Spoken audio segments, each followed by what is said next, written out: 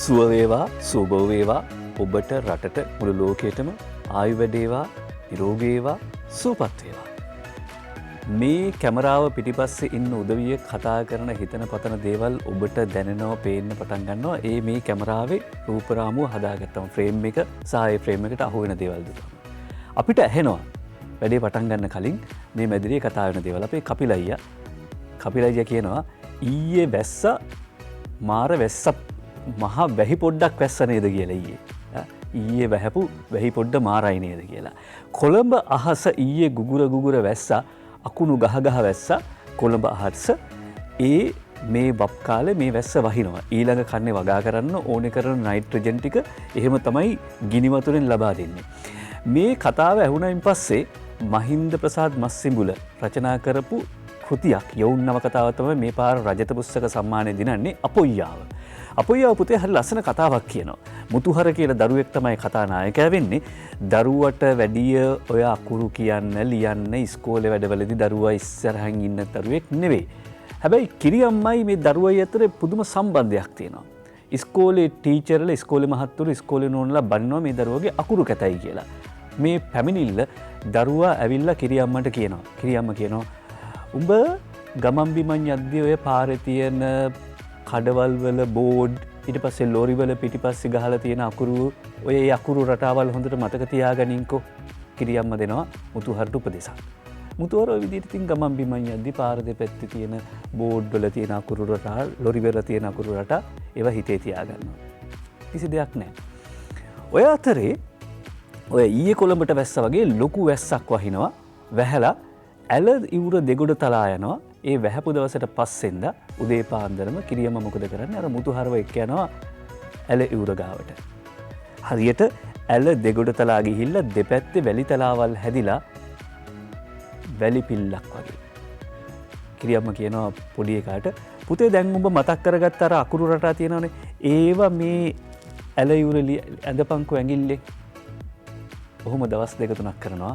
පොඩි එකාගේ අකුරු මුතු කැට වෙන්න පටන් ගන්නවා. මුතු හරගේ අකුරු මුතු කැට වගේ. ඒ සාම්ප්‍රදායික දැනුම අපිට පරම්පරා දෙක තුනකට කලින් වැඩිහිටියෝ එකතු කරගත්ත දැනුම අදට වළංගුයි.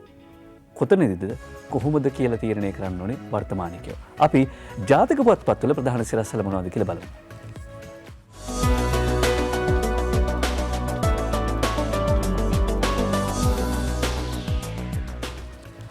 අකුරු නූගත්තත් අඳුර ඉන්න වෙනවා ඒ අද කාලේ හැටියට.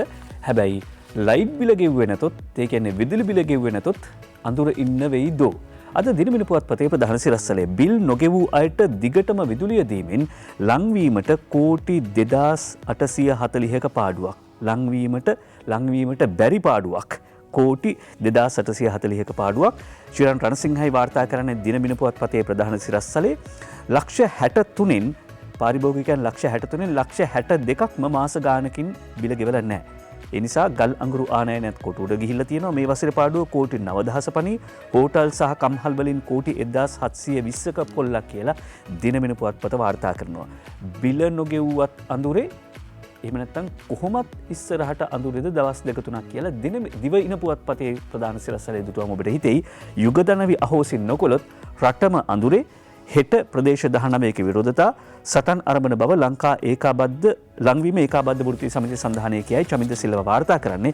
කෙරවල පිටිය යුගදනවි බලාගාරයේ කොටස් 40ක් ඇමරිකානු සමාගමකට පැවරීම සම්බන්ධයෙන් ගිවිසුම අහෝසි නොකරන්නේ නම් ලබන 3 වනදායින් පසු දිවෙන පුරා විදුලි වර්ජනයක් ක්‍රියාත්මක කරන බව ලංකා විදුලි බල මණ්ඩල වෘත්තීය සමිතිය සඳහනය කියනවා. මේ සඳහා ආගමික නායකයන් දේශපාලන පක්ෂවල සහයෝගය ලැබිලා තියෙනවා කියලත් ඔවුන් සඳහන් කරනවා.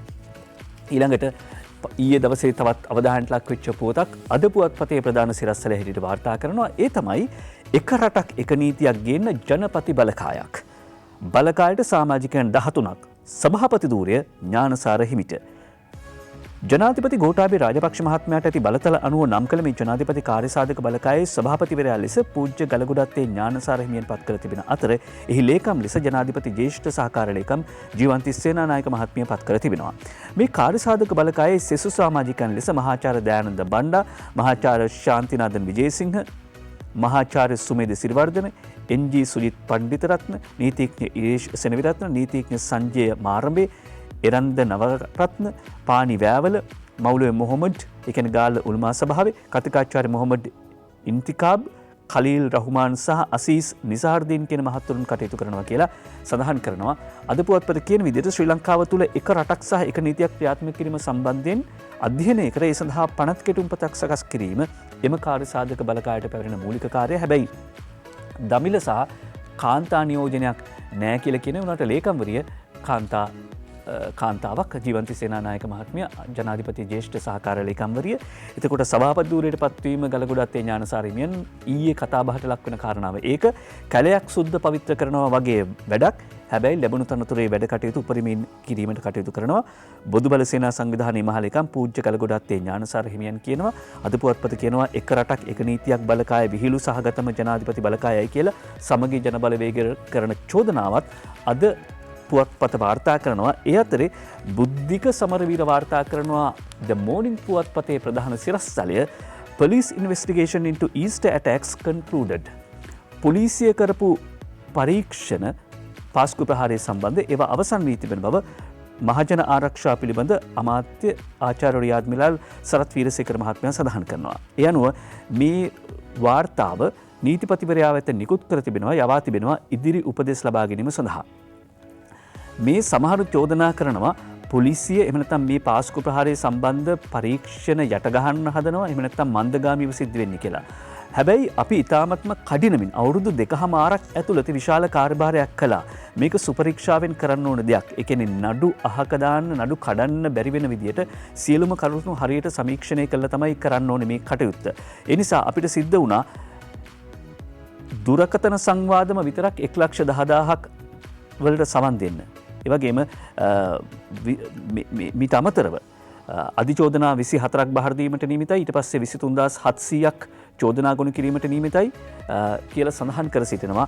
අද මෝර්නිං පුවත්පතේ ප්‍රධාන සිරස්තලයේ හැටියට වාර්තා කරන්නේ පොලිස් පරීක්ෂණ පාස්කු ප්‍රහාරය සම්බන්ධ ඒවා අවසානයට පැමිණ තිබෙනවා.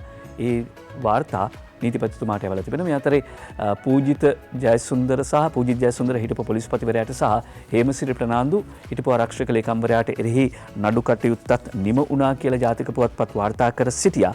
අද ඒ අපි උපුටා දැක්වේ ද මෝර්නිං පුවත්පතේ ප්‍රධාන සිරස්තලය. ඊළඟට අරුණ පුවත්පතේ ප්‍රධාන සිරස්තලයේ ලාංකික දරු දෙදෙනා ඉතාලියේදී මරලා අතුරුදන් මව සොයා මෙහෙයුම්. මෙහෙම කොහොමද ඇතිනි රැලක් ලත් දරු පෙම්බරේයා කියලා කියනවා. ඇතිනියකට දරුවෙක් ලැබුණම මුළු ඇතිනි රැළේම ඉන්න ඇතිනියන්ට කිරිරනවා කියලා කියන්නේ. එහෙම වුණාම ලාංකික මවකට මෙහෙම කරන්න පුළුවන්ද? නයන තරඟ ගමගේ වාර්තා කරන ශ්‍රී ලංකාවේ උපන් සචිත්‍රා නිසංසලා ප්‍රනාන්දු දේවේන්ද්‍ර පසුගිය ජනවාරි මාසයේ සිට සිය දීනියන් දෙදෙනා සමග පදිංචිව සිටි ඉතාලි වෙරෝනා ප්‍රාන්තයේ පෝටෝ පෑන් කියන දිස්ත්‍රික්කයේ 33 හැවිරිදි ඇය විසින් මේ දරුවන් දෙදෙනා ඝාතනය කරන්නට ඇතැයි කියලා තමයි සැක කරන්නේ. මොකද තවමත් ඇය අතුරුදන් කියලායි සඳහන් කරන්නේ. කොහොම වුණත් මේ දියණියන් දෙදෙනා ඝාතනය කළ තරුණ මව අවතාරයක් සිය අතුරුදන් වෙතැයි විරුණා පොලිසිය පවසනවා. මියගිය දැරියන්ගේ පියා සචිත්‍රා සමග විරවසක වී වෙනම ස්ථානයක පදිංචිව සිටිනවා කියලායි සඳහන් කර සිටින්නේ. මේ ඛේදවාචකය පිළිබඳව හෙට අනිද්දට තවදුරටත් තොරතුරු හෙළි වෙයි. චෝදනා කරන්න කලින් ඒක ගැන බලමු. ඊළඟට මව්බිම් පුවත්පතේ ප්‍රධාන සිරස්තල පොලිසිය මහත්තයෙක්ගේ වංචාවක් ගැන ඊයේත් ලංකාදීප පුවත්පතේ ප්‍රධාන සිරස්තලේ එහෙම කතාවක්. ලක්ෂ 10ක කොල්ලයකට පොලිස් ලොක්කා දැලේ කොල්ල කෑවේ සිට ගාල්ලේ සිට වඳුරමට එද්දී සැකකරු අද බද්දිගම අධිකරණයට ගාල්ල ෆර්හාන් නිසාම්දීන් අහංගම එන්ජිලියනගේ වාර්තා කරන්නේ. මේකත් නිකන් චිත්‍රපටයක කතාවක් වගේ. වාහනයක් මිලදී ගැනීමට පැමිණි පුද්ගලයෙකුගෙන් රුපියල් දසලක්ෂයක් කොල්ල කෑම සම්බන්ධයෙන් වඳුරම පොලිසිය අපරාධ විමර්ශනාංශයේ ස්ථානාධිපති ප්‍රධාන පොලිස් පරීක්ෂකවරයා CI මහත්තයා අත්අඩංගුවට ගත්ත කියලයි නාගොඩ පොලිසිය පවසන්නේ. කතාව අනුව බ්‍රෝකර් කමක් තමයි කළා තියෙන්නේ. වාහනයක් ගන්න හොයන කෙනෙක්ට හෝමාගම පැත්තේ වාහනයක් විකුණන්න තියෙනවා කියලා බ්‍රෝකර් වැඩේ කරලා තියෙනවා. ඊට පස්සේ ඒ පුද්ගලයා වාහනය ගන්න එද්දී තමයි සිද්ධිය වෙලා තියෙන්නේ. 11 වෙනිදා හවස කළුතරට පැමිණි අවස්ථාවේ වාහනය ගාල්ලට ගෙන ගොස් ඇති බව පවසා ගාල්ලට ගිහිලා තියෙනවා. වාහනේ ගන්න ගියපු මිනිස්සයා වාහනේ ගන්න කියලා ගාල්ලට යනවා. පසුව දෙදෙනා මෝටර රථයෙන් වඳුරුම දෙස ගමන් කරමින් සිටියේදී ත්‍රිරෝද රථයකින් පැමිණි සැකකාර පොලිස් නිලධාරීවරයා මෝටර රථයෙන් නවතා එයට ගොඩ වී හොරසල්ලි තිබෙන බව පවසා රුපියල් ලක්ෂ 10 උදුරාගෙන ඔහුගේ බාරයටගෙන දවස් 5කින් උත්තරයක් දෙන බව පවසා මහමග දාලා ගිහිල්ලා තියෙනවා. ඊට පස්සේ තමයි පැමිණිල්ල කරලා තියෙන්නේ. ඒ අනුවයි මේ සිද්ධිය වාර්තා වෙන මවුබිම් පුවත්පතට පොලිස් ලොක්කා දැලේ කියලා වාර්තා වෙන්නේ CI මහත්තයෙක් පිළිබඳව. මෙන්න ඊළඟට වාර්තා කරන පුවත මලගෙදරක රැස් වූ 35කට කොරෝනා. ලංකාදීපයේ ප්‍රධාන සිරස්තලයේ දෙවලපොළ කීර්ති ප්‍රනාන්දු වාර්තා කරන්නේ මිනුවන්ගොඩ හොරැම්පැල්ල නවලෝක ප්‍රදේශයේ පැවති අවමංගල උත්සවයක සහභාගී වූ 35 දෙනෙකුට කොරෝනා ආසාදන වී ඇති බව තමයි වාර්තා කර සිටින්නේ. අද ලංකාදීප පුවත්පතේ ප්‍රධාන සිරස්තලයේ ඒ අතර දරුවන් කිහිප දෙනෙක් සිටින බවත් වාර්තා වෙනවා. අවමංගල උත්සවයේ 10 වෙනිදා තමයි තිබිලා තියෙන්නේ. ඉන් සතියකට පස්සේ තමයි කොරෝනා ආසාදිතයන් විටින් විට හමු වෙලා තියෙන්නේ. මලගෙදර තිබිලා තියෙන්නේ 10 වෙනිදා. සතියකට පස්සේ තමයි මේ විදිහට විටින් විට ආසාදිතයන් හමු වෙන්නේ. ඒ නිසා අපි අද ගොදුරු වුණොත් එහෙම නැත්නම් වෛරසයට ගොදුරු වුණොත් වෛරසයේ බලපෑමට ලක් වුණොත් ප්‍රතිඵල එන්නේ තව සතියක් දෙකක් යද්දී. ඒ නිසා තමයි තවමත් අනවශ්‍ය ගමන් බිමන් යන්න එපා කියලා කියන්නේ. මොකද ශ්‍රී ලංකා වෛද්‍ය සභාව අනතුරු අඟවනවා තවත් කොවිඩ් අවදානමක් පිළිබඳව තවත් කොවිඩ් රැල්ලක් පිළිබඳව ශ්‍රී ලංකා වෛද්‍ය සභාවේ ප්‍රධානියා විදියට විශේෂඥ වෛද්‍ය පද්ම ගුණවර්ධන මහත්මිය ජනාධිපති ගෝඨාභය රාජපක්ෂ මහත්මයාට ලිපියක් ලියමින් සඳහන් කරනවා පහුගිය රැල්ල පාලනය කරගන්න ආණ්ඩුව ගත්ත ක්‍රියාමාර්ග පිළිබඳව ඇගයීමට ලක් කරන්න ඕනේ. ඒක හොඳයි. ඒක ප්‍රතිඵල තියෙනවා. හැබැයි ඒත් එක්කම දැන් එංගලන්තය ඊට පස්සේ සිංගප්පූරුව වගේ රටවල් ක්‍රියාත්මක කළා වගේ පසු ක්‍රියාමාර්ග පශ්චාත් කොවිඩ් ක්‍රියාමාර්ග මෙතන නව සාමාන්‍ය තත්ත්වයට අයිති රෙගුලාසි ක්‍රියාත්මක කරන්න කියලායි ජනාධිපතිතුමාගෙන් ඉල්ලන්නේ. බොහෝ දෙනෙක් මුහුණු ආවරණ දාන්න නැතුව එහෙම යනවා, තන තන රැස් වෙනවා, උද්ඝෝෂණ පිකටින් කරනවා. ඒ නිසා මේක ගැන හිතලා බලන්න මේ සෞඛ්‍ය නිරෝධායන නීති රීති තදින් ක්‍රියාත්මක කරන්න පියවර ගන්න කියලා ලිපියකින් ඉල්ලා සිටිනවා ජනාධිපති ගෝඨාභය රාජපක්ෂ මහත්මයාගෙන් ශ්‍රී ලංකා වෛද්‍ය සභාව. ඒ තමයි සිලෝන් ටුඩේ පුවත්පතේ ප්‍රධාන සිරස්තලය. ඒ අතරේ ඇමරිකාවට ISලා 10 කියලා කතාවක් යනවා. විරාමයකට ඉඳලා වවන්නෝ දිනන්නෝය, ඒ කියන්නේ දිනන්නෝ වවන්නෝය. වැව්වොත් දිනනවා. ලබන මාසේ පළවෙනිදා ඉඳලා 7 වෙනිදා වෙනකන් ගෙවතු වගා සතියක්. සෞභාග්‍යා ගෙවතු වගා සතිය ආරම්භ වෙනවා. පවුල් ලක්ෂ 12කට තමන්ගේ ගෙවත්තෙම එළවලු බීජ වගා කරගන්න අවශ්‍ය කරන එළවලු වගා කරගන්න අවශ්‍ය කරන බීජ දෙනවා. මීට කාලයකට කලිනුත් එහෙම ගෙවතු වගාව ප්‍රචලිත වුණා. ඒකේ ප්‍රතිඵල තියෙනවා. අපි මිරිස් ගහත් ගෙදර හදාගත්ත ගහට කොළට ආදරය කරන අයට විතරක් නෙවෙයි කන බොන හැම කෙනාටම ගහක් කොළක් ගෙවත් වගා කරගත්තම ඒ කියන්නේ තමන්ගේ අපාර්ට්මන්ට් එකේ තමන්ගේ මහල් නිවාසයේ හරි මිරිස් පැලයක් වගා කරගත්තම ඒකෙන් විඳින සතුට ආයි සල්ලි වලට ගන්න බෑ. ඒ අතරේ කොරෝනා කොහොමද වැවීගෙන යන්නේ කියලා වාර්තා වෙනවා. මේ වෙනකොට 24 කෝටි 57 ලක්ෂ 44,486ක් ගෝලීය ආසාදිතයන් වාර්තා වෙනවා. ඊයේ දවසෙත් 4,69,744ක් ආසාදිතයෝ වාර්තා වෙනවා. සමස්ත මරණ සංඛ්‍යාව 49,87,123යි. ඊයේත් මරණ 8,466ක් වාර්තා වෙනවා ලෝකේ. ලංකාවේ ඊයේ මරණ 20ක් වාර්තා වෙනවා. රෝගීන් 559ක් වාර්තා වෙනවා. ඩෙල්ටා ප්ලස් ප්‍රභේදය ඩෙල්ටාවට වඩා 15%ක වේගයකින් පැතිරෙනවා කියලා දැන් ඔන්න හොයාගෙන තිබෙනවා. සහන් වික්‍රමගේ වාර්තා කරනවා අද අරුණ පුවත්පතට ඩෙල්ටා ප්ලස් යනුවෙන් හැඳින්වෙන කොරෝනා වෛරස් අලුත් ප්‍රභේදය මෙතෙක් ලෝකයට දැඩි තර්ජනයක් එල්ල කළ ඩෙල්ටා ප්‍රභේදයටත් වඩා වැඩි වේගයෙන් පැතිරෙන බව සෞඛ්‍ය විශේෂඥයන් පවසනවා. ඒක ඩෙල්ටා ප්‍රභේදයටත් වඩා 15%ක පමණ වේගයකින් පැතිරෙන බව තමයි තායිලන්තයේ විශේෂඥ පිරිසක් සඳහන් කර සිටින්නේ. එතකොට ඩෙල්ටා ඇවිල්ලා ඉන්දියාවේ මොකද වුනේ? අපි දැක්කා. ඩෙල්ටා ඇවිල්ලා ලංකාවේ මොකද වුනේ? අපි දැක්කා. ඊටත් වඩා 15%කින් පැතිරීම වේගවත් කියලායි කියන ඩෙල්ටා ප්ලස්. ඒ නිසා ඉතින් අපි මොකද කරන්න ඕනේ කියලා අමුතුවෙන් කියන්න ඕනේ නැහැ. කොරෝනා යලි මතුවී මිලියන 4ක් සිටින චීනයේ ලැන්ෂු නගරය මුළුමනින්ම වසා දමයි. ගුවන් සේවත් අත්හිටුවයි දිව ඉන පුවත්පත වාර්තා කරන විදස් පුවත් අතරේ කොරෝනා වසංගතයේ යලි මතුවීම නිසා මිලියන 4ක් වාසය කරන චීනයේ විශාලතම නගරයක් වසා දමා තිබෙනවා. 39කට කොරෝනා ආසාදනය වී ඇතැයි බලධාරීන් සොයාගෙන තිබෙනවා. 39කට කොරෝනා ආසාදනය වෙච්ච බව හොයාගත්ත නිසා තමයි මිලියන 4ක් ඉන්න නගරයක් වැහුවේ කියලා කියන්නේ. ඒ අතරේ ලංකාවෙත් එන්නත විදගත්ත බවට වන සාක්කිය ඒ කාඩ් එක අනිවාර්ය කරන්න පුළුවන්ද බැරිද? ඒක කරන්න පුළුවන්ද බැරිද කියන එක පිළිබඳව හොයා බලනවා කියලා සෞඛ්‍ය බලධාරීන් කියනවා. හැබැයි දත් රෝහලට එද්දි එන්නත් කාඩ් පත ඕනේ. දත් රෝහලට එනවා නම් දත් වාට්ටුවට යනවා නම් එන්නත විදගත්ත කියන කාඩ් එක අනිවාර්යයෙන්ම අරගෙන යන්න ඕනේ කියලා අද ලංකාදීප පුවත්පත වාර්තා කරනවා. දත් රෝහලට එද්දි එන්නත් කාඩ් පත ඕනේ. ඒක ලංකාදීප පුවත්පතින් උපුටා ගත්තේ. ඊළඟට රිච්වේ ආර්යා ළමා රෝහලේ කොවිඩ් වාට්ටු 6ක් ඉවත් කරයි කියන පුවත අද ලංකාදීපේ වාර්තා කරනවා. ඒ කියන්නේ ඩෙල්ටා ප්ලස් ප්‍රභේදය ලෝකෙ පුරා පැතිරෙනවා. ඩෙල්ටා ප්‍රභේදය අපි සාර්ථකව පාලනය කළා කියන එක පිළිබඳව හොඳ නිදසුනක් තමයි මේ තියෙන්නේ. මොකද මීට කලින් දිනකට 200ක් විතර ආසාදිතයන් පුංචි දරුවෝ වාර්තා වුණා ඇතුළත් වුණා රිච්වේ ළමා රෝහලට. සුජිත් හේවාජුලිගේ වාර්තා කරන විදිහට දැන් එම සංඛ්‍යාව 10ක් දක්වා අඩු වෙලා තිබෙනවා. කොවිඩ් ආසාදිත දරුවන් 10 දෙනා දැනට ප්‍රතිකාර ලබන්නේ කොළඹ රිච්වේ ආර්යා ළමා රෝහලේ කොවිඩ් ප්‍රතිකාර සඳහා වෙන් කරනු වාට්ටුවේ සහ එම රෝහල මගින් පවත්වාගෙන යන රාජගිරිය ආයුර්වේද රෝහල් වාට්ටුවේදී. කොවිඩ් ආසාදිත දරුවන් සඳහා වෙන් කරන කොළඹ රිච්වේ ආර්යා ළමා රෝහලේ ප්‍රතිකාර වාට්ටු 6ක් සාමාන්‍ය ප්‍රතිකාර කටයුතු සඳහා ඉදීමට පියවරගෙන තිබෙනවා. වෛද්‍ය දීපාල් පෙරේරා මහත්මයා සඳහන් කර සිටින්නේ ඒ කියන්නේ දරුවෝ දැන් වැළඳිලා ඇතුළත් වෙන ප්‍රමාණය අඩු වෙලා තියෙනවා. ඒ නිසා තමයි වාට්ටු 6ක් මේ විදිහට සාමාන්‍ය දරුවන්ගේ ප්‍රතිකාර කරන සාමාන්‍ය රෝගී තත්ත්වයන් යටතේ එන දරුවන් සඳහා ප්‍රතිකාර කිරීම සඳහා යොමු කරලා තියෙන්නේ. හැබැයි විශේෂඥ වෛද්‍ය දීපාල් පෙරේරා මහත්තයා කියනවා මේ විදිහට වාට්ටු ගාන අඩු කරගෙන යනවා. ඒ කියන්නේ ඒක හොඳ ලකුණක්. ඒ වුණාට කොවිඩ් අවදානම තාමත් තියෙනවා දරුවන් අරගෙන විනෝද ගමන් යන්න එපා.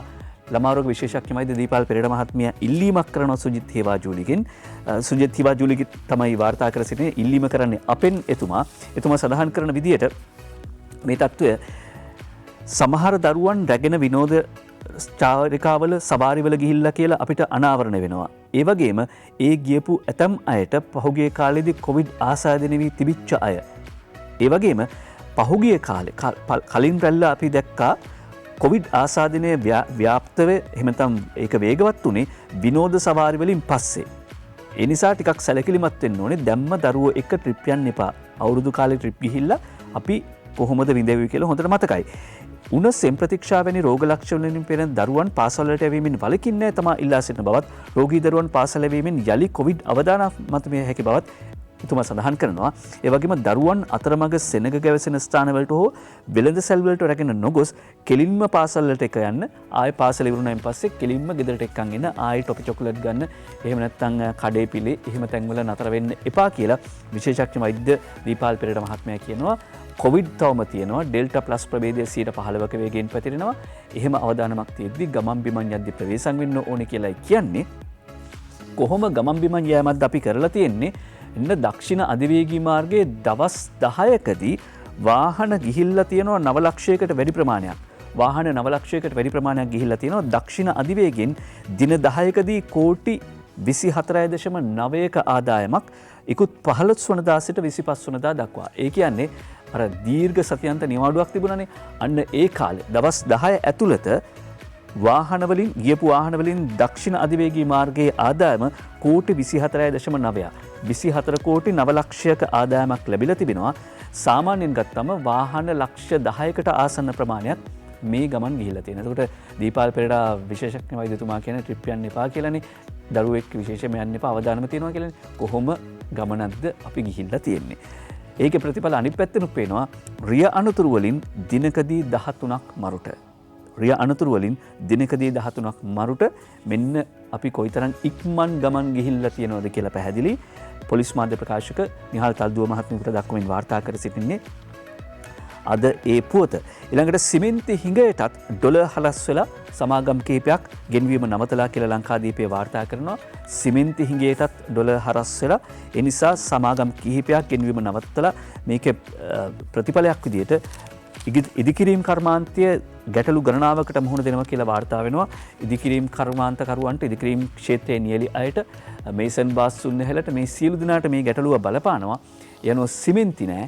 සිමෙන්ති නැතුව කොහොමද වැඩ කරගෙන කියන ගැටලුව තියෙනවා. ඒකට බලපෑම ඩොලර් හිඟය බලපෑමක් කියලයි අද ලංකාදීප පුවත්පත සඳහන් කරන්නේ. ඒ අතරේ මේ දවස්වල අපිට කිකිලියොත් නිකන් පාට් දානවා කියලා හිතනවා. සමහරට අපි දන්නවනේ අර නිකන් එළුවොත් සමහර වෙලාවට නිවට උන්ට මේ රැවුල පානවා කියලා කියනවානේ. හැබැයි මේ දවස්වල නිකම් අපිට මේ කිකිලියොත් පාට් දානවද කියලා හිතනවා. බිත්තර ගන්න ගියොත් කිකිලි බිත්තරේ පුංචි කරලා තියෙනවා. ඒ විතරක් නෙවෙයි බිත්තරයක් නිපදවන්න රුපියල් 18ක් යනවා. බිත්තර මිල අහසේ කිකිලියොත් ගණන් උස්සලා කුකුළු ආහාර මිලත් ඉහළට එරන්දි කෞශල්‍යා අද අරුණ පුවත්පතට වාර්තා කර සිටින්නේ බිත්තර හොයාගන්න එක සෑහෙන අමාරු වෙලා තියෙනවා. එහෙම කියද්දි ඊට පස්සේ ඩොලර් අවුලනේ මේ තියෙන්නේ සිමෙන්ති නෑ ඩොලර් ප්‍රශ්නයක් තියෙන්නේ. එතකොට ඩොලර් අවුල ලිහන්න මහ බැංකු මහ කතා ලොකු කතා කීපයක් කරලා තියෙනවා. ඩොලර් අවුල ලිහෙයි කියලායි පෙන්눔 කරන්නේ ශාම්නුවන් ගණේවත්ත වාර්තා කරනවා. ඒ අනුව පියවර කිහිපයක් අරගෙන තිබෙනවා. ලංකා මහ බැංකුව ශ්‍රී ලංකා මහ බැංකුව සහ රජය වෙනත් රජයන් සහ මහ බැංකු මූල්‍ය ආයතන සහ ආයෝජකයන් සමග ඍජු නියැලීම් මාලාවක් ආරම්භ කරලා තිබෙනවා. ඒ අනුව අසල්වැසි රටවල් එක්ක මහ බැංකුව විශේෂයෙන්ම විදේශ විනිමය හුමාරු පහසුකම් වලට අදාළ ගිවිසුම් කඩිනම් කිරීම සඳහා සාකච්ඡා කරලා තිබෙනවා. ඒ අතරේ විදේශ රජයකට අනුබද්ධ ආයතනයකින් ඇමරිකන් ඩොලර් බිලියන 1.5ක දිගුකාලීන ණයක් ලබා ගැනීමටත් නියමිතයි. ඩොලර් බිලියන 1.5ක දිගුකාලීන ණයක් ලැබීමට නියමිතයි කියලා සඳහන් කරනවා. ඒ වගේම මෑත කාලයේදී ආර්ථිකයේ කැපී පෙනෙන වර්ධනයන් ප්‍රගතීන් කිහිපයක් පෙන්눔 කරනවා කියලා මහ බැංකුව සඳහන් කරනවා. ශාම්නුවන් ගණේවත්තගේ ලිපියේ කියන විදිහට 2021 අවුරුද්දේ ජුනි සැප්තැම්බර් කාලය තුල අපනයන ඉපයීම් මාසිකව ඇමරිකා එක්සත් ජනපද ඩොලර් බිලියන 1 දක්වා ඉහළ ගිහිල්ලා තියෙනවා. ඒක එක පැත්තකින් වාසිදායකයි. අනිත් පැත්තෙන් ගත්තාම 2021 අවුරුද්දේ ඔක්තෝබර් මාසය තුල අපනයන ආදායම ආපසු ලංකාවට ගෙන්වා ගැනීමට සහ ශ්‍රී ලංකා රුපියල් වලට හැරවීම කැපී පෙනෙන විදිහට වර්ධනය වෙලා තිබෙනවා. ඩොලර් තිබුණා. හැබැයි එක ප්‍රශ්නයක් තිබුණේ ඒ ඩොලර් රුපියල් වලට මාරු කරලා තිබුණේ නැහැ. මහ බැංකුව අධිපතිතුමා දිගින් දිගටම මේ පිළිබඳව කතා කළා. දැන් ඒකේ ප්‍රතිඵල පෙන්눔 කරනවා කියලායි කියන්නේ අපනයනය කරපු උදවිය. රටේ ආදායම එහෙම නැත්නම් රට ආදායම ගෙනාපු උදවිය ඩොලර් වලින්ම තවදුරටත් තබාගෙන හිටියා. දැන් ඒක රුපියල් කරලා තියෙනවා. ඒ වගේම ශ්‍රම සංක්‍රමණය විශේෂයෙන්ම මැද පිරිදක වෙත සීග්‍රයෙන් ශ්‍රමය ගිහිල්ලා තියෙනවා. නැවත වතාවක් කොවිඩ් රැල්ල පාලනය කරාට පස්සේ තත්ත්වය හොඳයි.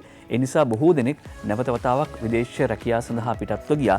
ඒනොත් මුදල් ලැබීමට නිමිත බව සඳහන් වෙනවා. ඒ අතර මේ ගොඩක් දෙනෙක් වෙනදට වැඩිය රට ඇරලා යනවා කියලා කතාවක් ලැබු ගින්නක් වගේ සමහර වෙලාවට පහුගිය දවස්වල සමාජ මාධ්‍යවල ජාතික මාධ්‍යවල ඡායාරූප එක්ක වාර්තා කරලා හිටියා. හැබැයි ඇත්තටම ගත්තොත් ගිය අවුරුද්දට සාපේක්ෂව 65%කින් කියන්නේ අවුරුද්දකට සාමාන්‍යයෙන් පාස්පෝර්ට් නිකුත් කරන ප්‍රමාණයට සාපේක්ෂව 65%කින් අඩු වෙලා. එහෙම ගත්තාම රට යන පිරිස අඩු වෙලායි තියෙන්නේ. අවුරුද්දකට සාමාන්‍යයෙන් ලක්ෂ 5ත් 6ත් අතර ප්‍රමාණයකට පාස්පෝර්ට් අලුතෙන් නිකුත් කරනවා. නැත්නම් පාස්පෝර්ට් වල කටයුතු කරනවා. ඒක මේ වෙනකොට ලක්ෂ 2.5 දක්වා අඩු වෙලා 70කින් විතර 65කින් විතර අඩු වෙලා තියෙනවා. ඒ කියන්නේ සමහරවිට සමාජ මාධ්‍යවල යන කතා පිළිගන්න කලින් නැවත වතාවක් දෙතුන් වතාවක් හිතලා බලන්න වෙනවා. මේ අතරේදී 2030 දී නිකුත් කරන නයිට්‍රජන් අපද්‍රව්‍ය ප්‍රමාණය අඩකින් අඩු කිරීම තමයි අපේ බලාපොරොත්තුව කියලා දේශගුණික ක්‍රියාවලිය වර්ධනය කිරීම පිළිබඳ රාජ්‍ය නායක සංසදය අමතමින් ජනාධිපති ගෝඨාභය රාජපක්ෂ මහත්මයා කරපු ප්‍රකාශය අද දිව ඉන පුවත්පත වාර්තා කරනවා. මේ ප්‍රකාශයමකින් නැවත වතාවක් තහවුරු කරන්නේ අපි මේ පරිසර හිතකාමී එහෙම නැත්නම් කාබනික ගොවිතැන සඳහා යන්න ගත්ත පියවර ආපස්සට හරවන්නේ නැහැ කියන එක. නිව්යෝක් නුවර එක්සත් ජාතීන්ගේ මූලස්ථානයේදී එක්සත් ජාතීන්ගේ මහලේකම් ඇන්ටෝනියෝ ගුටරෙස් මහත්මයාගේ ප්‍රධානත්වයෙන් ඇරඹි සංවාදයට එක්සත් ජාතීන්ගේ සමාජික රටවල් වල රාජ්‍ය නායකයෝ සහභාගී වුණා වීඩියෝ තාක්ෂණය ඔස්සේ. ඒ සඳහා සහභාගී වෙන තමයි ජනාධිපතිතුමා සඳහන් කළේ. කොළඹ ප්‍රකාශනය මගින් 2030 වන විට නයිට්‍රජන් අපද්‍රව්‍ය නිකුත් කරන ප්‍රමාණය අඩකින් අඩු කිරීමට ශ්‍රී ලංකාව උත්සාහ කරනවා. ලංකාවේ දේශීය ප්‍රතිපත්ති රාමුව තිරසර භාවය සස්ටේනබල් ඩෙවලොප්මන්ට් සඳහා සස්ටේනබිලිටි සඳහා හදලායි තියෙන්නේ. ඒ අනුව මේක බලපෑත්වීම සඳහා කෘත්‍රිම පොහොර අධික ලෙස භාවිතය සීමා කිරීමට ශ්‍රී ලංකාව පියවර ගත්තා. ඒ අතර එමගින් සෞඛ්‍ය ගැටලු විසඳා ගැනීමට වගේම නයිට්‍රජන් අපද්‍රව්‍ය අඩු කර ගැනීමට හැකි වෙනවා. යූරියා පසට එක්කලයින් පස්සේ ඒ යූරියා වලින් 70%කට වැඩිය නැවත වතාවක් පරිසරයට මුසු වෙනවා. සමහරවිට වායු ගෝලයට මුසු වෙනවා, නැත්නම් වතුරට මුසු වෙනවා. ඒකට මේ නයිට්‍රජන් අපද්‍රව්‍ය 70%ක් යූරියා මගින් පරිසරයට නැවත වතාවක් අපද්‍රව්‍ය විදියට බැහැර වෙනවා. ඒකෙන් ප්‍රශ්න ගණනාවක් ඇති වෙනවා. එතකොට නැනෝ නයිට්‍රජන් දියර පොර භාවිත කළාම ඒකේ කාර්යක්ෂමතාව වැඩි 25%කින් 50%කින් අඩු කරගන්න පුළුවන් කියලා මහාචාර්ය නිලලා කෝට්ටේගොඩ මහත්මිය කිව්වා. එතකොට මේ සටන ගෝලීය සටනක්. එතකොට රසායනික පොහොර වලින් ඈත් කළ කාබනික පොහොර යුගයකට ගොවියක් කොහොම හරි ගෙන යනවා කියලා මధుර විතානගේ මන්ත්‍රීතුමත් කියනවා. අපි දැක්ක පොහොර ප්‍රශ්නෙට සම්පූර්ණයෙන්ම වෙනද වැරදි පැත්තකට ගෙනියන්න විපක්ෂයේ කණ්ඩායම උත්සාහ කරනවා. සජිත් ප්‍රේමදාස විපක්ෂ නායකවරයා පසුගිය කාලේ ආණ්ඩුවක් කළා. ඒ ආණ්ඩුව රැකගන්න බැරි වුණා. ඒ වගේම ඔවුන්ගේ පක්ෂයේ සමාජිකයන් ආරක්ෂා කරගන්න බැරි තත්වයකට අද ඇවිල්ලා තියෙනවා. එහෙම අසාර්ථක නායකයෙක් අද මේ වන විට තැන් තැන්වල විවිධ උද්ඝෝෂණ කරනවා. රසායනික පොහොර යොදලා මේ රටේ ජනතාව විනාශ කරන, මේ රටේ ප්‍රතිපත්ති විනාශ කරන්න හදන්න එපා.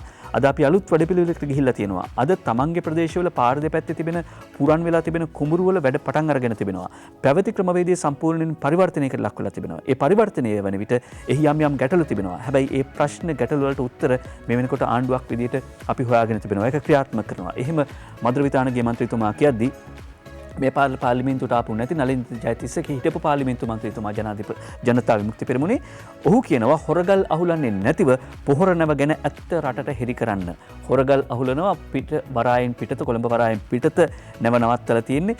චීන පොහොර සමාගම පොහොර තොගයෙන් කොටසක් නැවගත කර ඇත්තේ පරීක්ෂණ ප්‍රතිඵල ලැබීමටත් කලින්. මේ වන විට කුඹුරේ සිටිය යුතු ගොවියා පාරේ උද්ඝෝෂණවලට සහ උපවාසවලට පෙළ ගැහිලි ඉන්නවා. අනෙක් පැත්තෙන් ආණ්ඩුව ගොවීන්ගේ ගැටලුවලට සාධාරණ විසඳුමක් දෙන බවක් පේන්නේ නැහැ. ආණ්ඩුව විසින් ගෙනා සියලු ක්‍රියාමාර්ග විසින් රටේ කෘෂිකර්මාන්තය බිඳවට්ටන රට බරපතල අගාධයකට ඇද්ද දමන තත්ත්වයක් නිර්මාණය කරලා තියෙනවා. ඒ කියන්නේ රසායනික පොහොර දෙන්න, කෘමිනාශක දෙන්න, නැත්නම් ගොවිතැන විනාශයි, ගොවිය විනාශයි කියලා කියනවා. පොහොර අර්බුදයේදී නිලධාරීන් Tamanගේ විශේෂඥභාවය පාවා නොදී කොන්ද පණ ඇතිව වැඩ කරන්න ඕනේ කියලා මේ සඳහන් කර සිටින්නේ. සමහර විට අර ජාතික කෘෂිකර්ම කමිටුවේ හිටපු ඇතම් විද්වතුන් සම්බන්ධයෙන් ගත්ත තීරණය වෙන්නේ නැති. හැබැයි ඒ නිලධාරීන් එහෙම නැත්නම් ඒ උදවිය පොහොර සමාගම්වල අධ්‍යක්ෂ මණ්ඩලවල හිටියා කියන කාරණාවලට උත්තර දීලා නැහැ. පොහොර සමාගම්වල අධ්‍යක්ෂ මණ්ඩල සමාජිකයෝ විශ්වවිද්‍යාලවල අධ්‍යනාංශවල ප්‍රධානීන් බවට පත් වෙනවා. එතකොට ඉතින් රටකට යන කලක් කියලා හිතා ගන්න පුළුවන්. ආණ්ඩුවේ සමහරු හදන්නේ චීන නැවේ පොහොර ටික කොහොම හරි බා ගන්න චෝදනා කරනවා. සමගි ජන බලවේගයේ පාර්ලිමේන්තු මන්ත්‍රී ලක්ෂ්මන් කිරියල්ල මහත්මයා රජයේ නිලධාරීන්ට හිතා ගන්න බෑ මොනවද කරන්න කියලා.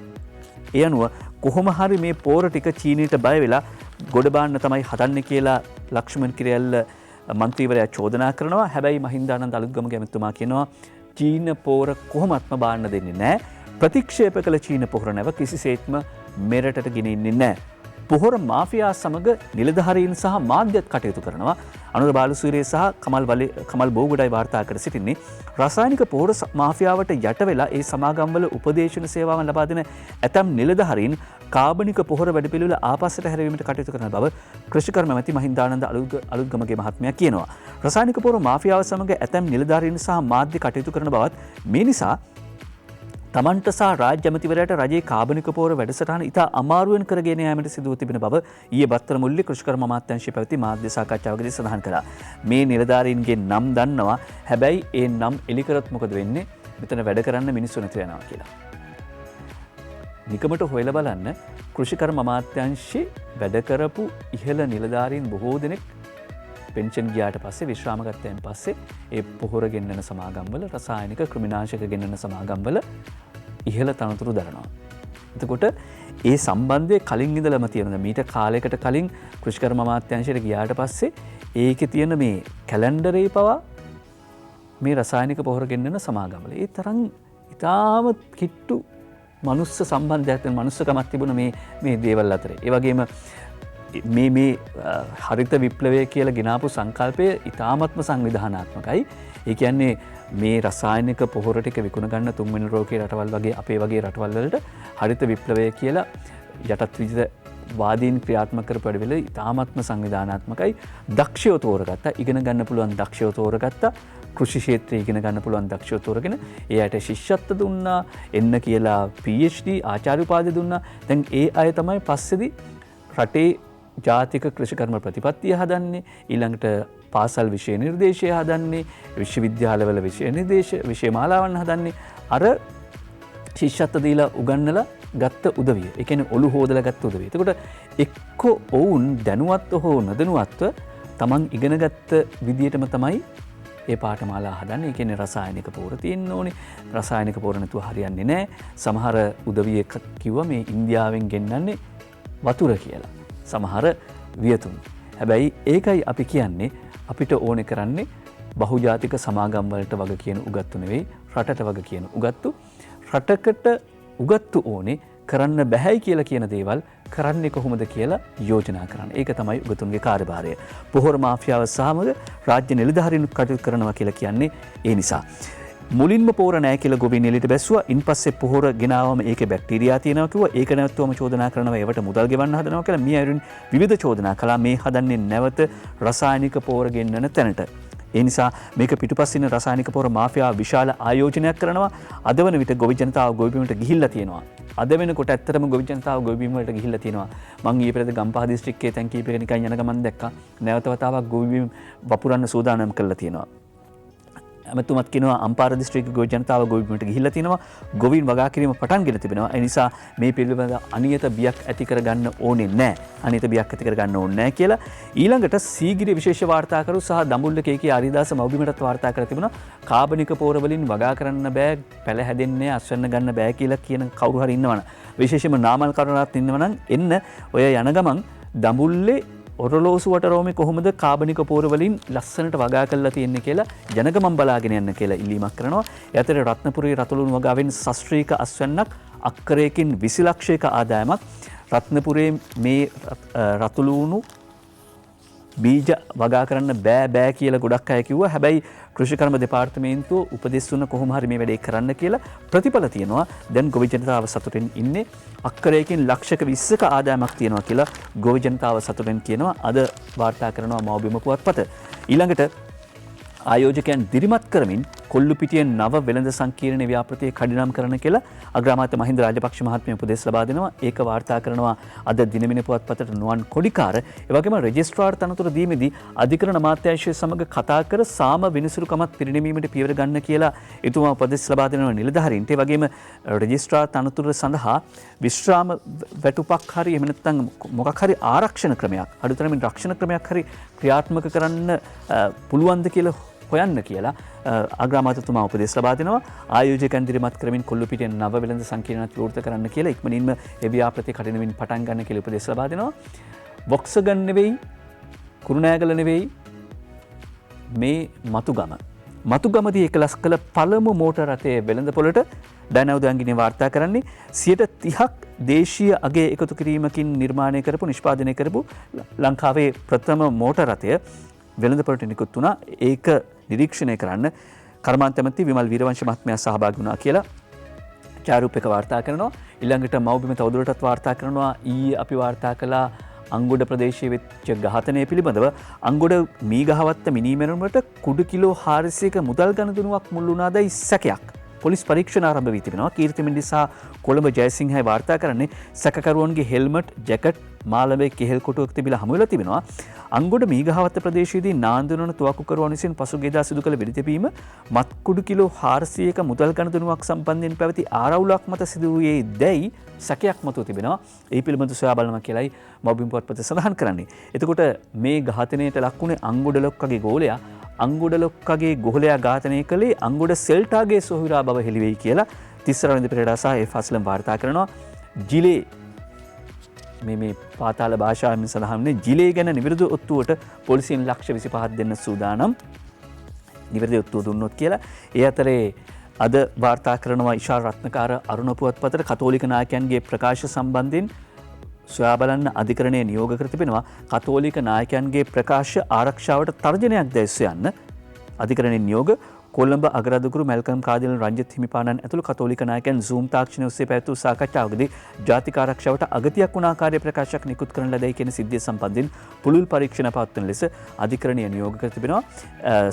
මේජර් ජෙනරාල් සලේ මහත්මයා චෝදනා කර සිටි CID එකට සිරිල් ගාමිණී ප්‍රනාන්දු පියතුමා කරපු ප්‍රකාශය සම්බන්ධයෙන් හැබැයි අරුණ පුවත්පත වාර්තා කරනවා කතෝලික නායකයන්ගේ ප්‍රකාශ ආරක්ෂාවට තර්ජනයක් දැක්වා බලන්න අධිකරණ නියෝගයක් නිකුත් කළ තිබෙනවා. ඊළඟට මේ අවුරුද්ද අවසන් වෙන්න කලින් නව ගුවන් සමාගම් 5ක් ශ්‍රී ලංකාවත් එක්ක ගුවන් ගමන් ආරම්භ කරනවා. සංචාරක ඇමති ප්‍රසන්න රතුංග මහත්මයා කරන ප්‍රකාශය අනුරාධ හේරත් වාර්තා කරනවා. නඩු ලක්ෂ 8ක් ගොඩ ගැහිලා තියෙනවා. රටේ විනිසුරුවරුන් 335යි. ඒ නිසා නඩු විසඳීම ප්‍රමාද වෙනවා. නඩු ලක්ෂ 8යි තියෙන්නේ. නඩු විසඳන්න විනිසුරුවරුන් මදිකමත් නඩුවක්. අලි ශබ්රි අධිකරණ ඇමතිතුමා කරන්නේ නඩු විසඳන්න නඩුකාරවරුන් නැති එකත් නඩුවක් අලි ශබ්රි අධිකරණතුමා කියනවා. ඊළඟට නිල් මැණික් පොකුර කිලෝ 510ක් විතර බරයි. මේකට මොකද වෙන්නේ සද්දයක් නැහැ කියලා පහුගිය දවස්වල කතාවක් තිබුණා. නිල් මැණික් පොකුර පරීක්ෂා කරන්න සිංගප්පූරුවට අරගෙන යයි ඊයේ අරගෙන ගිහිල්ලා තියෙනවා. මෑතකදී හමු කොන්ඩ්‍රම් පවුලේ නිල් ආරනූල් වර්ගයට අයිති සෙරන්ඩිප් නිල් මැණික් පොකුර විද්‍යාත්මක පරීක්ෂණයක් සඳහා සිංගප්පූරුවේ දියුණුවම රසායනාගාරයක් වෙත ඊයේ ගෙන ගියා කියලා වාර්තා කර සිටිනවා. අද පුවත්පත දිනමින පුවත්පත ඒ පුවත වාර්තා කරද්දී ඊට පස්සේ විදේශ පුවත් අතර වාර්තා කරනවා මහරජින අසනීපෙන් බොහෝ සංචාර කල්දමා තිබෙනවා. මහරජන මේ දවස්වල අසනීපින් ඉන්නේ වයස අවුරුදු 95යි. මාර්ගගත ක්‍රමයට ඔන්ලයින් ක්‍රමයට රාජකාරී කටයුතු කරනවා. හැබැයි බොහෝ ගමන් බිමන් එහෙම නැත්නම් එළිය පහළිය ගිහිල්ලා කරන රාජකාරී මේ කටයුතු නිල උත්සවවලට මහරජන සහභාගී වෙන්නේ නැහැ කියලා අද වසන්ත විජේරත්න වාර්තා කරනවා අරුණ පුවත්පතට. බ්‍රිතාන්‍ය එලිසබෙත් මහරජනගේ සෞඛ්‍ය තත්ත්වය යම් අයහපත් තත්ත්වයකට පැත්ව ඇති බව තමයි විදේශ මාධ්‍ය සඳහන් කර සිටින්නේ. එංගලන්තෙන් අපි යනවා ඇමරිකාවට. ඇෆ්ගන් IS කණ්ඩායම ඉදිරි මාස 6 ඇතුළත ඇමරිකාවට පහර දෙන බවට පෙන්ටගනින් අනුතුරු වැඟවීම. මංජුලා විජේරත්නයි අරුණ පුවත්පතට වාර්තා කරන්නේ. ඇෆ්ගනිස්තානයේ මේ වන විට ක්‍රියාකාරී මට්ටමේ පසුවන ඉස්ලාම් රාජ්‍ය ත්‍රස්තවාදී කණ්ඩායම IS සංවිධානය ඉදිරි මාස 6 ඇතුළත ඇමරිකාවට ප්‍රහාරයක් එල්ල කරනු ඇතැයි ඇමරිකාවේ බුද්ධි අංශ නිලධාරීන් පවසනවා. තලිබාන් සංවිධානය ඇෆ්ගනිස්තානයේ බලය අල්ලාගත්තත් ඔවුන්ට රිහව ඉස්ලාමීය සටන් ත්‍රස්තවාදී කණ්ඩායම එහෙම නැත්නම් ඉස්ලාමීය රාජ්‍ය ත්‍රස්ත කණ්ඩායම මේ වෙන විට ප්‍රචණ්ඩ ක්‍රියා සිදු කරමින් පවතිනවා. එතකොට IS ත්‍රස්තවාදීන් තලිබාන් පාලනයටත් මෙච්චල් කරගන්න බැරි වෙලා ඒ අය ඉදිරි මාස 6 ඇතුළත නැවත වතාවක් පෙන්ටගනයට පහර දෙන්නට නියමිතයි කියලායි ඇමරිකානු බුද්ධි අංශ සඳහන් කරන්නේ. හැබැයි මේක ඇත්තද නැත්තද කියලාත් අපිට ප්‍රශ්නයක් වෙනවා. මොකද ඇමරිකාව ඉරාකයට ගැහුවෙත් මෙහෙම කතා කියලා. ඒ කියන්නේ රසායනික අවි තියෙනවා, න්‍යෂ්ටික අවි තියෙනවා. ඒ නිසා තමයි අපි ඉරාකයට අපි අල්ලගන්නේ. එහෙම කතා කිව්වා. ඒ නිසා මේ ඇත්තම කාරණාවද එළිදරව් කරන්න කියලා අපිට ප්‍රශ්නයක් තියෙනවා. ඇෆ්ගන් IS කණ්ඩායම ඉදිරි මාස 6 ඇතුළත ඇමරිකාවට පහර දෙන බව පෙන්ටගනය කියයි. ඒ කියන්නේ ආයි ඇෆ්ගනිස්තානයට අතපවන්නද මේ බලන්නේ. එහෙම ප්‍රශ්නයක් තියෙනවා. ඒ විදේශ පුවත් අතර ඒ කාරණා වාර්තා කළා.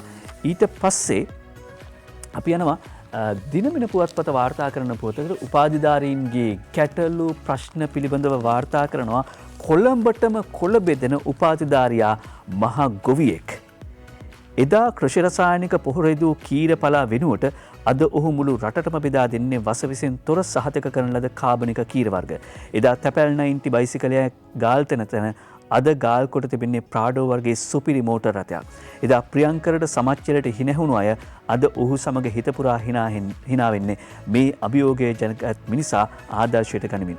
මැල්ලුම් බිස්නස් කළ හරියනවද මේ ලංකාවට? ඕක සාර්ථක වෙන පාටක් නැහැ. එහෙමයි ප්‍රියංකරට එදා කිව්වේ.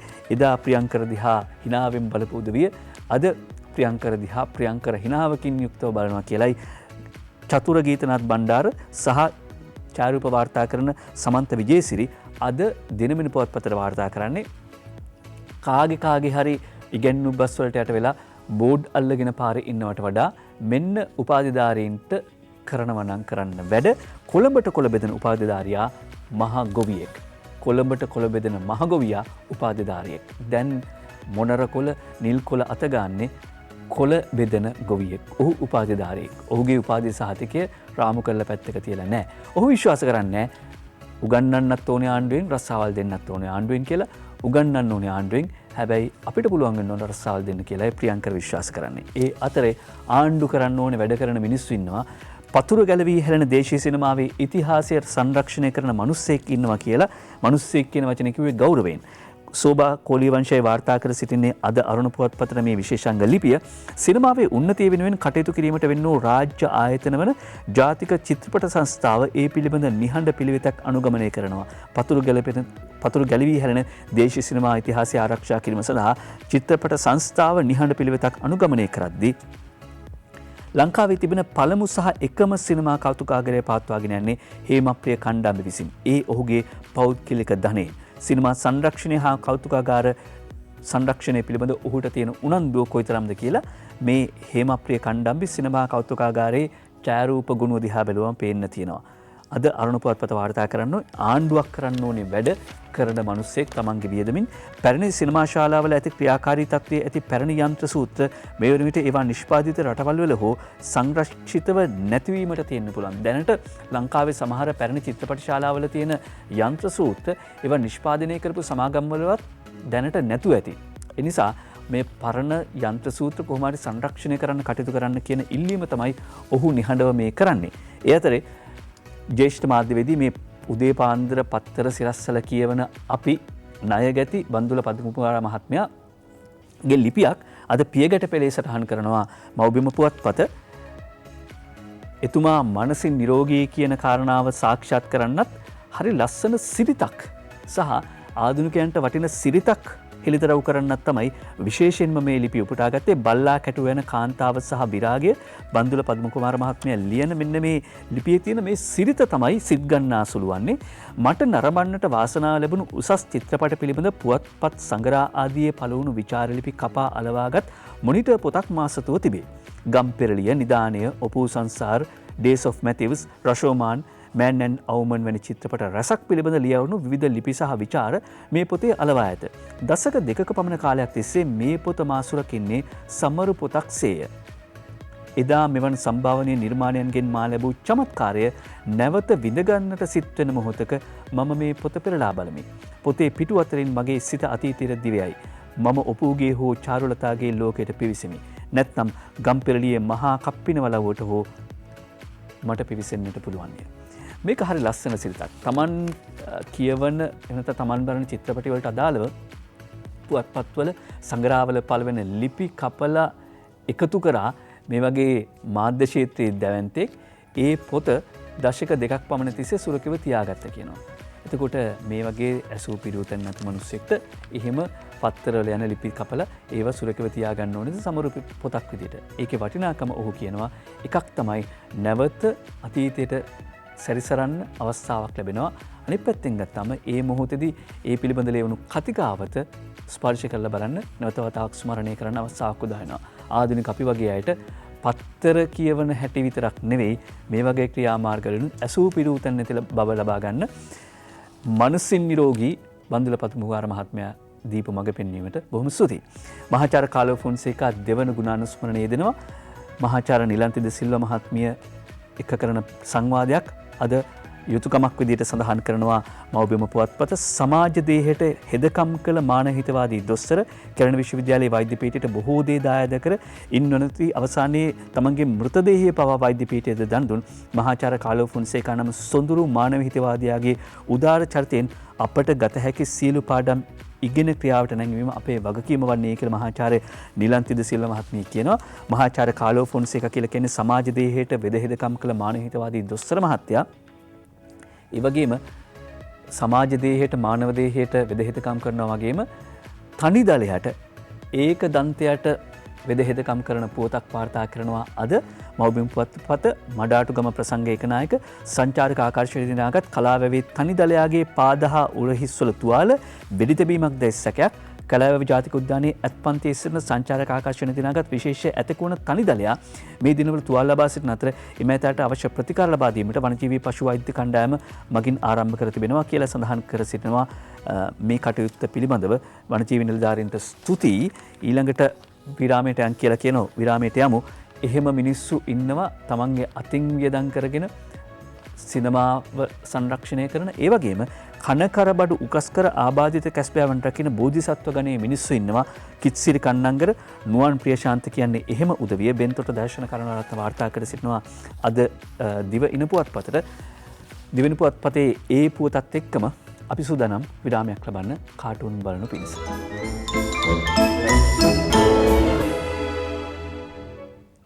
කාටුන් මේ බලාගෙන හිටියේ අවුරුදු 2කට පස්සේ අද අපිට මුණ ගැහෙනවා ඔස්ට්‍රේලියාව 2020 පිටියේදී. අවුරුදු 2කට පසුව ශ්‍රී ලංකාව අද ඔස්ට්‍රේලියාව මුණ ගැහි කියලා ඒක පෙන්නවා වෙන. මම මේ පෙන්නයි කියලා හිතුවේ නැතුව ඔන්න පුවත්පතේ ඔහොමයි යන්නේ. අංජන කළුවරච්චි ඩුබායි නුවර ඉඳලා වාර්තා කරනවා. අවුරුදු 2කට පසුව ශ්‍රී ලංකාව අද ඔස්ට්‍රේලියාව මුණ ගැහෙනවා. 7:00ට තමයි තරඟය පැවැත්වෙන්නේ. මම මේ බලාගෙන හිටියේ කොහොමද තරඟ සටහනේ මේ වෙනකොට ඉස්සරහින් ඉන්නේ කවුද කියලා. ඒ කාණ්ඩේ ඉස්සරහින් ඉන්නේ එංගලන්තයේ 2ට ශ්‍රී ලංකාව 3ට ඕස්ට්‍රේලියාව ඊට පස්සේ B කාණ්ඩේ පාකිස්තානයේ 1ට ඉන්නේ 2ට ඇෆ්ගනිස්තානයේ 3ට නමීබියාව ඊ අයර්ලන්තය පරාජය කළා නමීබියාව. හැබැයි මේ B කාණ්ඩේ ලයිස්තුවේ ඉන්දියාව ඉන්නේ 5 වෙනි තැන. ඊට පහලින් ඉන්නේ ස්කොට්ලන්තය. ඒ කියන්නේ කාණ්ඩේ 6ක් තියෙනවා. 6න් ඉන්දියාව ඉන්නේ 5 වෙනි තැන. තවම එක තරඟයයි. පාකිස්තානයේ තරඟ දෙකක් තිබ්බා. ඒ දෙකම ජයග්‍රහණය කළා. ඔවුන් ඒක නිසා අංක 1. අංක 1 කිව්වන් පස්සේ අද අංක 1 කාටුන් එකද මේ හසන්ත විජේනායකගේ කාටුන් එක අරුණ පුවත්පතෙන් උපුට ගන්නේ නීතියේ දෙවඟන දෑස් බැඳගෙන ඇවිල්ලා තමන්ගේ අතේ තිබිච්ච තරාදී ඊට පස්සේ කඩුව මේ ඔක්කොම පැත්තකින් තියලා ගලගොඩත් හාමුදුරුවන්ට නමස්කාර කරනවා. මෙන්න කාටුන් එක. ඩොග් ප්‍රියන්ත් පෙරේරාගේ චීන පෝරතොගයක් බලෙන්ම මෙහාට එවලා. කවදා හරි ඒවා මේ රටට ගොඩ බෑවොත් අපිටත් තේරෙන විදිහට උන්ගේ භාෂාවෙන් මෙහෙම සුබපතාවේ. පීචාං. කවදා හරි මේ පෝරතොගය ගොඩ බෑවොත් එහෙම චීන්නු අපිට සුබපතයිලු පීචාං කියලා. ඒ අපිට නෙවෙයි ප්‍රියන්ති පෙරේරා හිතන විදිය. අංජනගේ කාටුන් එක. පොහොරතොගය ආනයනයට කැබිනට් අනුමැතියටත් පෙර මුදල් ගෙවල කියලා හඳුන්නෙත්ති කියනවා. අපි ළඟ ඔය ලෝස් බෝස් නෑනේ බං. අංජනගේ කාටුන් එක දිනමිනින් තෝරගත්තේ. මොබින් පුවත්පතේ පොකට් කාටුන් එක MD විරාජ්ගේ මරිසිපාල WHO කියනවා ඒ කියන්නේ ලෝක සෞඛ්‍ය සංවිධානය කියනවා පුද්ගල පරිභෝජනයේට දිනකට ලුණු තේ හැන්දක් ඇතිලු. දිනකට සල්ලි කීයක් ඇද්ද කියලා කවුරුවත් ඔහොම කියලා නැද්ද? මරිසිපාලයි අහන්නේ. ඊළඟට දවසේ පද 4 තෝරගන්නවා විදුර අබේනායකගේ අද මෞබිම් පුවත්පතෙන් සජිතුයි රට බේර ගන්නට අද ඉන්නේ නැහැ කිසිදාක එතුමා අත හැර යන්නේ හේෂයි චමින්දයි එහෙමයි පවසන්නේ පැනගත් අයත් ඔය බන කිය උන්නේ පැනගත් අයත් ඔය බන කිය උන්නේ කියලා කිව්වම ගොඩාක් දේවල් මතක් වෙනවා. ඒ ටික මතක් කරගන්නකො අපි හෙට නැවත මුණ ගැහෙමු. ඔබට ආයුබෝවන්.